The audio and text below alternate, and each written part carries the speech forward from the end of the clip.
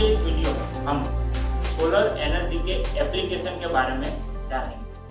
Solar energy के application के अंदर कौन कौन सी एप्लीकेशन होती है और इस एनर्जी को परफॉर्म करने के लिए और इस एनर्जी का यूज करके हम कैसे इंस्ट्रूमेंट बनाते हैं उसके बारे में हम जानेंगे। तो सबसे पहले जो सोलर एनर्जी से जो चलता हुआ सबसे पहला जो हमारा यूजफुल डिवाइस है वो है सोलर एयर हीटर। मतलब जो एयर को गर्म करने के लिए या तो उसको हीट देने के लिए जो हम डिवाइस का यूज करते हैं उसको बोलते हैं सोलर एयर हीटर। तो इस इंस्ट्रूमेंट को जानने से पहले हम एक प्रिंसिपल के बारे में समझें जो है हीट का डिफरेंस। तो अगर हम हीट के डिफरेंस के बारे में अगर हम जाने तो हम ऐसा बोल सकते हैं कि कोल्ड एयर और हॉट एयर, ठीक है, कोल्ड एयर और हॉट एयर वो दोनों की डेंसिटी जो है वो है डिफरेंस होती है।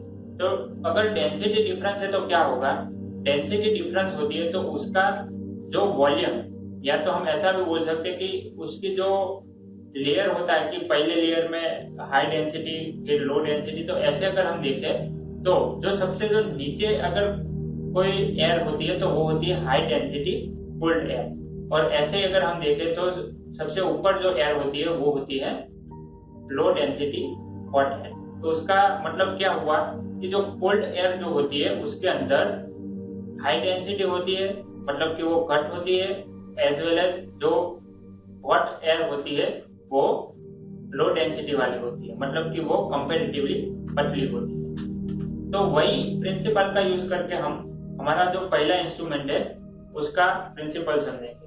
तो सेम थिंग्स यहाँ आप देख सकते हो कि जो कोल्ड एयर होती है उसको अगर हम पास करेंगे कोई पर्टिकुलर गर्म माध्यम से, ठीक है, तो क्या होता है वो गर्म होके ऊपर चली जाएगी। तो हमारे पहले इंस्ट्रूमेंट में भी यही है कि जब कोल्ड एयर को जब हम पास करते हैं सोलर हीटर के अंदर से, सोलर हीटर सिंपल रचना ही है, एक प्लेट होती है और प्लेट के अंदर एक ऐसे एब्जॉर्प्शन यूनिट होते हैं जो सोलर रेडिएशन को एब्जॉर्ब करते हैं।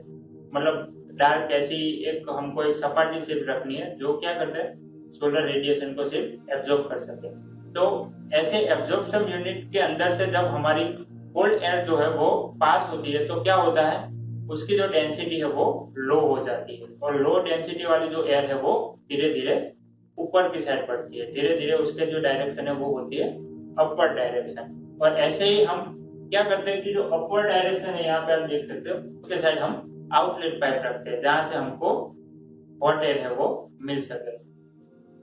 सोलर एयर हीटर का अगर उपयोग के बारे में हम बात करें तो उसका सबसे बड़ा जो उपयोग है वो होता है जो फर्नीचर बनाने के लिए जो हम लकड़ियां का यूज करते हैं, वो जब हम उसको काट के लाते हैं तो उसके अंदर एक मॉइस्चर होता है, तो वो मॉइस्चर दूर करने के लिए बड़े बड़े कंटेनर में ऐसे डिवाइड करके हम सोलर हीटर या तो हम बोल सकते सोलर एयर हीटर को उसके अंदर एक पूरा एक सिस्टम बना के उसका जो मॉइस्चर है वो बाहर निकाल लेते हैं। तो सबसे पहला यूज सोलर हीटर का वही है।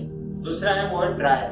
ड्रायर के अंदर हम क्या करते हैं सोलर एयर हीटर की मदद से वो जो भी चीज को ड्राई करनी है वो रख के हम उसके अंदर सोलर एयर हीटर के मैकेनिज्म को सेट करके वो पर्टिकुलर चीज हम ड्राई कर सकते हैं। उसके बाद अगर दूसरे डिवाइस की बात करें तो वो है सोलर कुकर।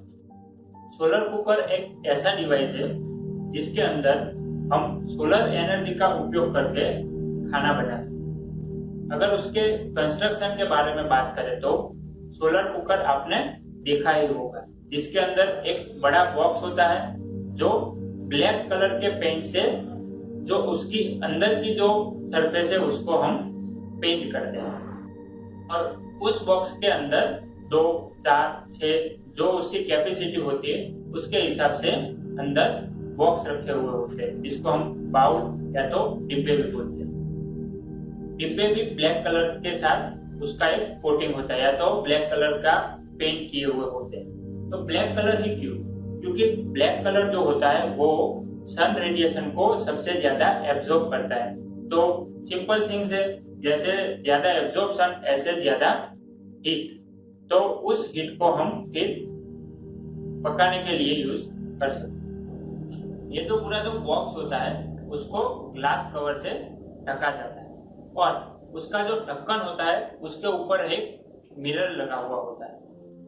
उस मिरर के अंदर क्या होता है कि जो सन रेडिएशन होता है वो उस मिरर के ऊपर जब इम्पैक्ट होता है तो उसके अंदर से वो रिफ्लेक्ट होता है और वो रिफ्लेक्टेड सन रेडिएशन होते हैं वो उस डब्बे पे जो ब्लैक कलर से कोटेड है उसके ऊपर वो इम्पैक्ट होता है। तो होगा क्या, जो पूरी जो नीचे का जो स्ट्रक्चर है वो उस रेडिएशन को एब्जॉर्ब कर लेंगे और उसके अंदर हीट जनरेट होगी।